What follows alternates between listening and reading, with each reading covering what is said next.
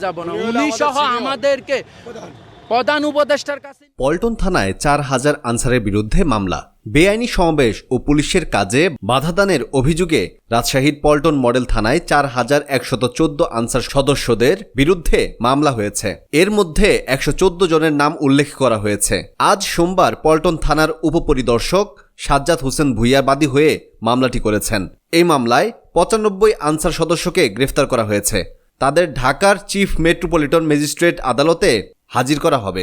নিজেদের চাকরি জাতীয়করণের দাবি আদায়ে গতকাল প্রায় 10,000 আনসার সদস্য একত্রিত হয়ে সচিবালয় ঘেরাও করে অন্তর্বর্তীকালীন সরকারের 7 জন উপদেষ্টা সহ সচিবালয়ে অন্যান্য ঊর্ধ্বতন কর্মকর্তাদের জিম্মি করে রাখে। উত্তেজিত আনসার সদস্যদের শান্ত করার জন্য বিকেলে মহাপরিচালক আনসার ও ভিডিপি সচিবালয়ে আসেন এবং আনসার সদস্যদের সকল দাবি মেনে নেন।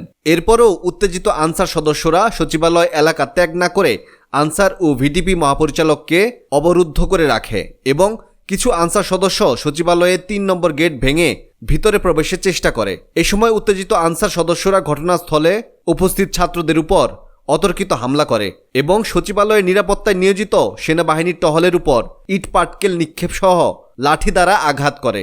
এ সময় 6 জন সেনা সদস্য আহত হয় এবং এর মধ্যে একজনের অবস্থা গুরুতর। পরবর্তীতে সচিবালয় এলাকায় অতিরিক্ত সেনা মোতায়েন করে আনসারদের ছত্রভঙ্গ করে পরিস্থিতি নিয়ন্ত্রণে নিয়ে আসা হয়। এরপর সচিবালয়ে অবরুদ্ধ অন্তর্বর্তীকালীন সরকারের 7 উপদেষ্টা, ডিজি আনসার, আইন শৃঙ্খলা রক্ষাকারী বাহিনীর ঊর্ধ্বতন কর্মকর্তা এবং সচিবালয়ের সকল কর্মকর্তা সেনাবাহিনীর সহায়তায় সচিবালয় এলাকা নিরাপদে ত্যাগ করেন।